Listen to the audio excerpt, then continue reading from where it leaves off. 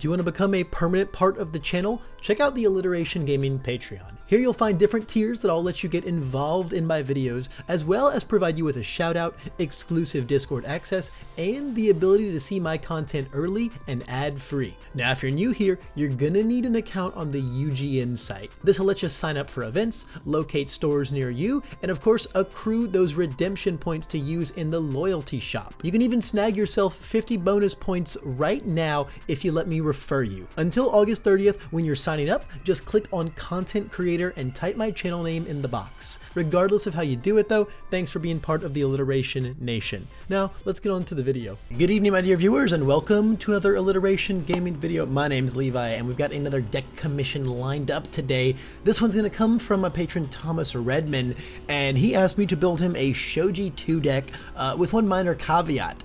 We weren't gonna build some generic, boring, by the books Shoji 2 deck. We wanted to build a Shoji 2 deck. And by that, I mean he wanted to play as many counter cards as we possibly could. The goal was to move counters around non-stop. Now he told me that he had made Shoji decks before, but was never quite happy with the attack lineup. So I knew that for this build, I wanted to go with the fire symbol because who else has the sickest attacks around but the fire symbol? Now, the main reason I wanted to pursue fire is because something that I've always been really attracted to is the idea of Shoji with Twisting Azure Inferno. This guy says remove your 4 counters. This guy says remove your 3 counters, put 4 damage on a move. Twisting Azure is online, instantly, always, 0 questions asked, and I think that's crazy. He's a character that gets to proc Twisting Azure for free. There's gotta be something there. So obviously, this is kind of like the big draw of the deck, right? And kind of what I think Shoji brings to it in a unique sense. But past that, let's talk about our counter attacks, because that's where the bulk of our attack lineup is centered around. Obviously, Twisting Azure's Enhance is insane. It's a very powerful card, but you guys all know that. We want to talk about the stuff that you guys don't know about. Enter Bursting Muscle Bash. This is Pot of Greed for Shoji. Remove 1 counter, draw 2 cards. We're always gonna have 3 or more if we open with this, because we start with 4. And then we just get rid of one of them to draw 2. That is insane. Also, I think this response is really handy and actually insane against Recovery Girl. Shout out to the Unfun Boys and Jose and Bromley for figuring that spice out. But for the most part, this is just here to be a 1 high for 6 that draws 2. It's gonna high block check you. It's gonna get blocked every time. It's just the sickest cantrip in the whole world that only we and Mr. Muscular get to play here. Next up is Tentacle Tactics. This is actually the only one that we get to play. It just picks up 2 counters. It's also just like well statted. It's got Breaker. If we want to make it an 8 damage move, we get to, and that's super sick. We can put speed on it for a 6 high for 8. We can make it a 12 damage move by popping 3 counters. It's just a stat stick that enables itself, right? Like it gives you 2 counters. So effectively, at worst case, it's a printed 6 high for 6, which as a 5 diff, that's a lot of points of stats. You can trade 2 health for even 2 more points. It's just big, and it's going to move a lot of counters around, which is what Thomas said he wanted to do. Our last counter move is the old Nightmare Physique. This is also essentially an alternative to something like Tentacle Tactics, right? This one's like a printed 6 because it gives you 2 counters for 2 speed, whereas this one says trade 1 counter you already have for 2 speed. So it's just like a 7 mid for 5 base. We can put 2 more counters on it to make a 9 mid for 5 or a 7 for 7. It's very flexible. It's got some really cool utility here in unflipping our things. This can unflip our window shoppings, which is like the best +1 in the whole world. We can unflip some of our speed pump or speed protection, calling for backup to draw more cards. We have a lot of great targets for this one, and I think it's just great. It's got a 1 high block as well, which is very nice. Now, rounding this out, I really wanted to include a throw in this deck because Shoji interacts very well with throws. We get to put 4 damage on a throw. That is awesome. It effectively reads, get rid of 3 counters, burn our rival for 2. That is really awesome.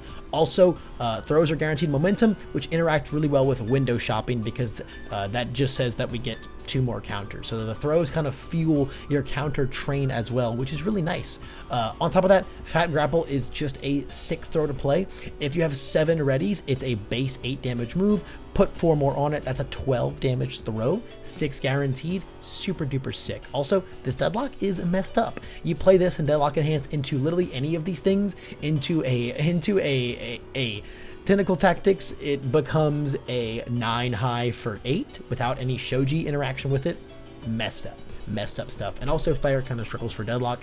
And I think this is a bit more of a late game deck as well. This deck's got really, really good survival tactics because Shoji is inherently pretty defensive. I think the best part about this guy is that we get wall cling and or speed reduction constantly. You know, this says that like if we just save our counters for our rival's turn, we get -2 speed twice. That's awesome. That's awesome. That's like so much free blocking, and I really love it. Now, looking over at our foundations, there's honestly nothing too specific going on here. Just things that really pad out our defense and our offense. We're trying to build a very mid-range deck, right? Shoji is such a well-balanced character. So we're going to see a little bit of draw power in things like calling for backup, but mostly I want to look at our speed reduction because when we have wall cling on our face, we really, really, really want to block. So we got 4 ice glidings here. We got a couple I'll protect yous. We got 4 heroic lineage for just tons and tons of speed reduction. Strength of a pro is a couple extra pieces of speed reduction as well, which I really, really like to see. Lineage is also very flexible in this deck because we get to put speed with Shoji so that it's basically always online, as long as we've got some counters on hand. A couple irrefutables are going to be nice for stopping any of our rivals' throw hit on board, sealing things like wall cling that are going to interact with our moves, sealing things like their stat resets that are going to stop our twisting azures from popping off. That all feels super duper good. On top of that, I want to get a little bit of aggressive with our foundations too. Quick to act is really good speed pump. Fast as flame is fantastic speed bump. Being able to open with this on things like our nightmare physique to just be like an instant 9 speed, things like our tentacle tactics to be an instant 6 speed, 8 if we want to put the 2 counters from it onto the speed. Just very, very, very good for getting those pokes through and being able to just jam at least 1 attack through. Shoji's a very poke heavy character. Like play my 1 move, put 2 speed on it, do its own thing, go from there. Fast as flame is just really, really helpful for that. And press conference is just the only way we really have to like cheat progressive unless we see twisting azure. That affects our check. So it's kind of like cheating progressive, but that's our only way. So press conference also helps that out just a little bit. Window shopping, it's the MVP, man. Window shopping is so good. We get to guarantee good checks on top, or more importantly, we get to get a bunch of these and just have free counters for days. We really want to be working with more than 4 counters, so being able to play like a tentacle tactics or a window shopping every single turn feels really good. If anything, there's an argument for putting even more throws in this deck, but we really wanted to fulfill the requirement for the build of playing all of the counter moves, and then twisting azure is just too good to pass up. It's like why Shoji is so sick on the fire symbol. Death as well, but the issue with death is we don't get the nightmare physique here. So I wanted to, we wanted to play all of the counter attacks. We're playing all of them. And then I just teched in a couple desperate struggles because we're a defensive deck. We want to survive a while, but we are the fire symbol still at the end of the day. So keeping up our blocking is tough. We do have a hefty amount of speed reduction, but our block mods across the board are very consistently not good. So I think having something to just stop a big dunk if it gets too scary and tries to one-shot us is really nice. Our zones are fairly balanced. I mean, we are the fire symbol, so you got to take that into account. Only 14 lows is not a lot of lows. I kind of just didn't really, there were no other lows I wanted to put into the deck, and so I just kind of decided we would be content with only having 14 lows because we got wall cling on face. It's a 62 card deck, so it's like a little bigger than I usually make these. And the reason it had to be is because, frankly put, we're going to have actions in this deck. I wanted to put at least 5 actions in this deck, and I ended up going with Sugar Rush Power Up and Go for the Win because Sugar Rush Power Up and Go for the Win both give speed, and I value speed a lot more in this deck because the damage on our moves is inherently quite good, all things considered, and with Shoji, we're usually going to put 4 damage on a lot more. So I wanted Sugar Rush. I mean, obviously, Sugar Rush gives both, but I do really value the speed on Sugar Rush, and it also is nice because both of these will make Twisting Azure in front of very scary. Like when you play an action, Twisting Azure is getting the damage, so I wanted to make sure my actions were giving it speed as well, and also these being high and low blocks is super nice. Capture Evildoers is good, and I would definitely sideboard it as an action, but I think these are the correct main deck ones. Seizing the Advantage does give the speed that I was looking for. My only issue is it's an action in my deck that doesn't interact with Twisting Azure, right? It doesn't make Twisting Azure bigger, right? If I go Season into Twisting Azure, that doesn't proc the response on Twisting Azure. So I really wanted to make sure my actions were interacting positively with the best move in my deck. Past that, we're a set 3 character, so I had to shove at least one class lineup in here because this card is really sick and I'm obsessed with it. There really isn't much else I would do in the foundations. I think you just kind of cover all of your mid-range bases really well between a bunch of speed reduction because your block mods are so bad. You have to play the lineages, you have to play the ice glidings, you have to play the protectees, and then everything else just kind of pads out our aggression a little bit. It's a very simple foundation lineup, and I don't think it has a lot of room for like tech pieces. If anything, you could sideboard like more irrefutable force of natures, more desperate struggles, you know, your stuff that's really good against certain decks. You're forcing surrenders, more of those, you know, against like Moneta and stuff like that.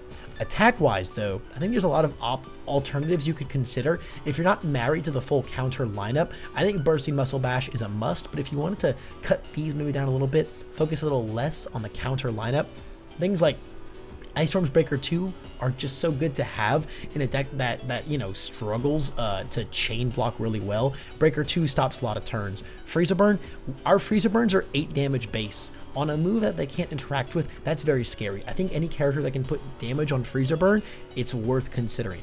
Then Rapid Punches, these are 7 lows for 4 that on hit draw a card when you put speed on them, and I think that's like crazy daisy. Just like very, very good generic fire stuff. And then if for some reason, if you don't like Fat Grapple, Cat's Claw Face Grab is a perfectly fine alternative throw on the fire symbol.